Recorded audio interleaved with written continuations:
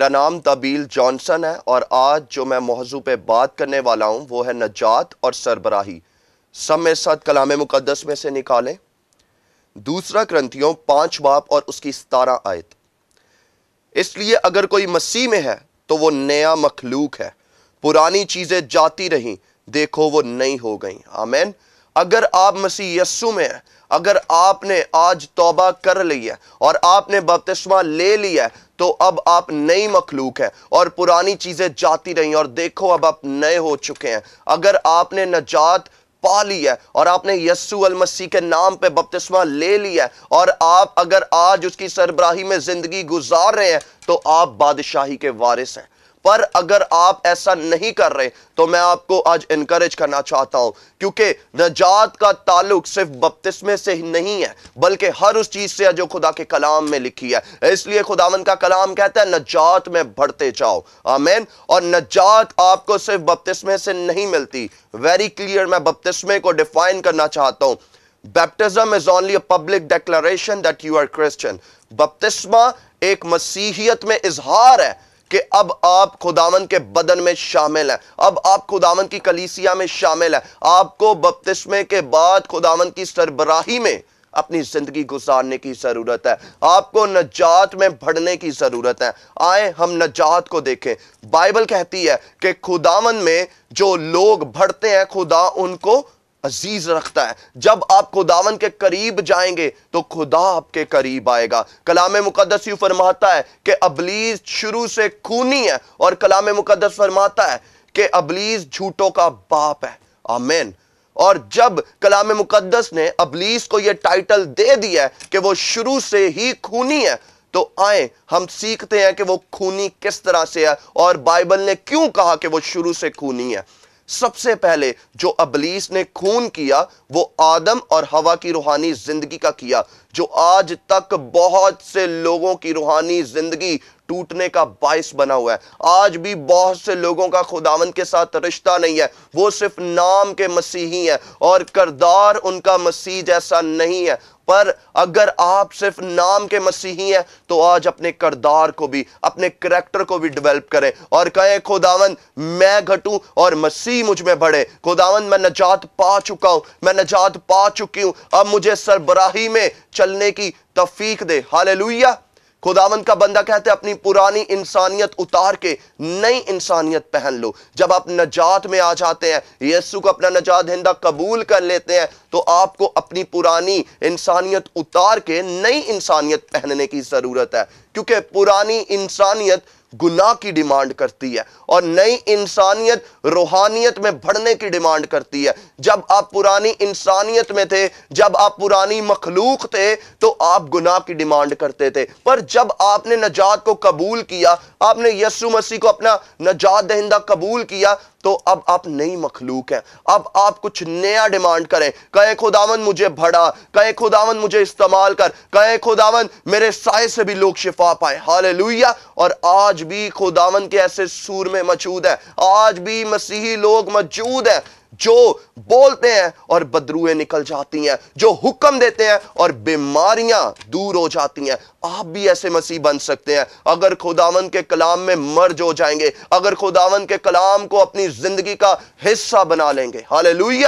اور کہیں خداوند مجھے بڑھا، مجھے کھڑا کر، مجھے تراش اور مجھے اپنے جلال کے لیے استعمال کر۔ آمین۔ اور آج بہت سے لوگ نجات یافتہ ہیں، ان کے پاس نجات نہیں ہے۔ آج بہت سے لوگوں کے پاس نجات نہیں ہے اور میں آپ کو بتانا چاہتا ہوں نجات کیوں کر ضروری ہے۔ آپ نے کبھی نہ کبھی اپنے اور خدا کے درمیان ایک جدائی کو محسوس کیا ہوگا۔ وہ جدائی ہی آپ کو نجات کی طرف لے کر جاتی ہے، کیونکہ جب تک آپ اس جدائی کو محسوس نہیں کریں گے تب تک آپ نجات کو بھی محسوس نہیں کریں گے اپنی زندگی میں۔ تو جدائی کا ہونا بھی ضروری ہے اور خداوند کا کلام کہتا ہے کہ سب نے گناہ کیا اور سب خدا کے جلال سے محروم ہیں۔ ہاللیلویہ۔ ہم سب گناہ گار تھے اور یقیناً جب یسوع مسیح صلیب پہ تھے اور جب ان کے ہاتھوں میں اور پیروں میں کیل ٹھوکے جا رہے تھے تو ان کے ذہن میں آپ کا اور میرا نام تھا، ان کے ذہن میں یہ دن تھا جس دن میں آج آپ کے ساتھ کلام کو بانٹ رہا ہوں، اور جب وہ ہاتھوں اور پیروں میں کیل ٹھکوا رہے تھے خداوند یسوع مسیح، وہ جانتے تھے کہ میرے پیارے بیٹے اور میری پیاری بیٹیاں اب خداوند کی بادشاہی میں داخل ہو جائیں گے۔ ہاللیلویہ۔ اور میں آپ سب کے سامنے یسایہ چیپٹر 59 ورس 1 اور 2 کی تلاوت کروں گا۔ دیکھو خداوند کا ہاتھ چھوٹا نہیں ہو گیا کہ بچا نہ سکے، اور اس کا کان بھاری نہیں کہ سن نہ سکے، بلکہ تمہاری بدکاری نے تمہارے اور تمہارے خدا کے درمیان ایسی جدائی کر دی ہے، اور ہمارے گناہوں نے اسے ہم سے رپوش کی ایسا کہ وہ نہیں سنتا۔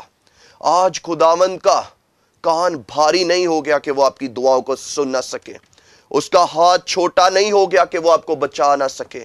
وہ اس لیے نہیں سنتا، وہ اس لیے نہیں بچاتا کیونکہ ہم بدکار ہیں، ہماری بدکاری نے اسے ہم سے دور کر کے رکھا ہے۔ تو میرے عزیزو، اپنی بدکاریوں میں سے باہر نکلیں اور خداوند کی سربراہی میں زندگی گزاریں۔ خدا پاک ہے اور انسان ناپاک ہے۔ جب ہم بدکاری کی حالت میں ہوتے ہیں تو ہم خداوند کی پاکیزگی کو ایکسپیرینس نہیں کر سکتے۔ اور آئیے میرے عزیزو، خداوند کے کلام میں سے رومیو 3 باب اس کی 23 آیت کو پڑھتے ہیں۔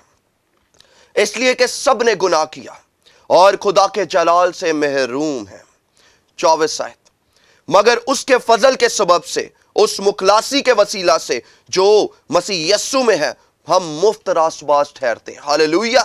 ہمیں یسوع مسیح میں جو مخلاصی ہے اور اس کے فضل میں ہم مفت راست باز ٹھہرتے ہیں۔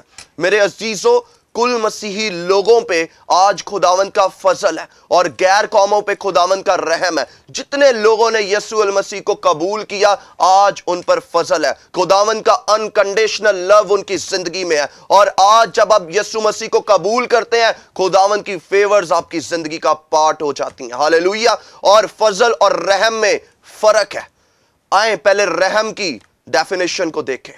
رحم، ایک شخص اپنی بائک پر جا رہا ہے اور اس کو سارجنٹ نے روک لیا، اور سارجنٹ کہہ رہا ہے کہ بیٹا آپ کا ہیلمٹ کدھر ہے؟ اور وہ کہہ رہا ہے کہ بھائی میں ہیلمٹ بھول گیا ہوں، میرا کوئی عزیز ہاسپٹل میں ہے، مجھے جانے دے۔ اور سارجنٹ اس پہ رحم کر رہا ہے، چل ٹھیک ہے تیرا ہیلمٹ گھر ہے، پر تیرا کوئی عزیز ہاسپٹل میں ہے، تو چلا جا۔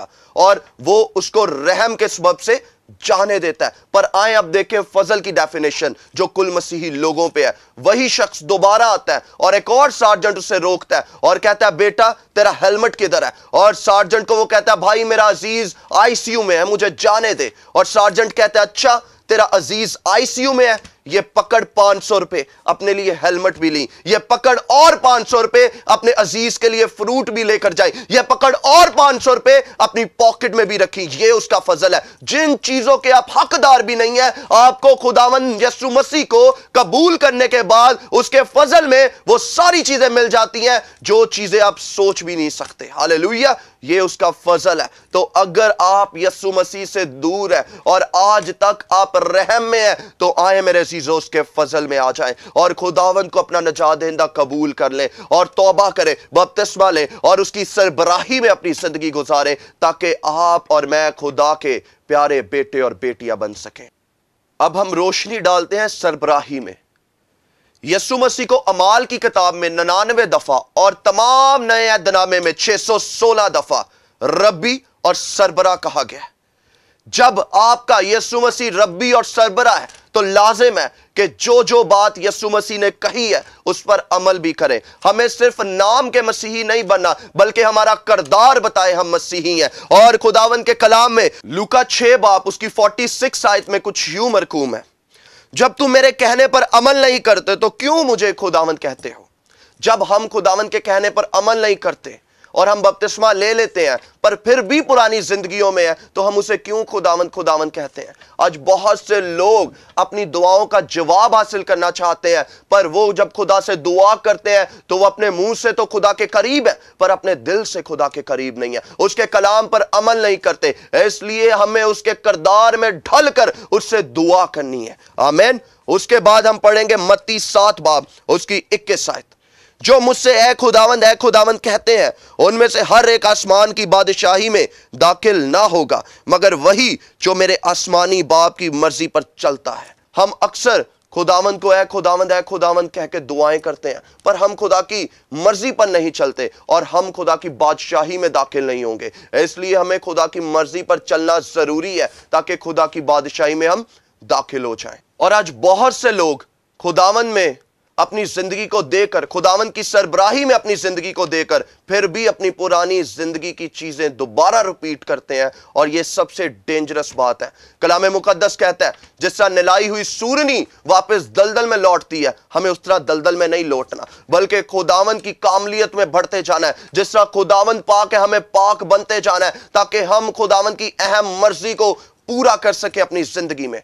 और अगर हमें किसी से भी कोई गिला है तो हमने उसे माफ करना है, क्योंकि खुदावन ने हमें मोहब्बत करना सिखाई, हमने मोहब्बत करनी है। यीशु मसीह ने सलीब पे भी कहा इतना कुछ सहने के बाद कि ऐ खुदा इनको माफ कर, ये नहीं जानते ये क्या गुनाह करते हैं, ये क्या करते हैं। तो हमें भी इसी तरह लोगों को माफ करना है और कहना है खुदावंद इन्हें माफ कर, ऐ खुदावंद इन्हें नजात दे, क्योंकि हमारा काम अब इंसाफ नहीं करना, हमारा काम लोगों के लिए मोहब्बत रखना है, हमारा काम लोगों को माफ करना है और उनकी तौबा के लिए, उनकी नजात के लिए दुआ करना है। मेरे अजीजों, अगर आप किसी के लिए अपने दिल में करवाहट रख के दुआ कर रहे हैं, और मैं आपको बताना चाहता हूं आपकी दुआ कबूल नहीं होगी। क्यों? क्योंकि जब आप दुआ करेंगे तो लाजिम है कि यीशु मसीह की, खुदावंद की असल मोहब्बत आपके अंदर होनी चाहिए, और जब असल मोहब्बत आपके अंदर होगी तो खुदा आप में रहेगा और आप खुदा में रहेंगे, और फिर जो मांगेंगे आपको मिल जाएगा। दाऊद से सब कुछ छीन कर ले गए,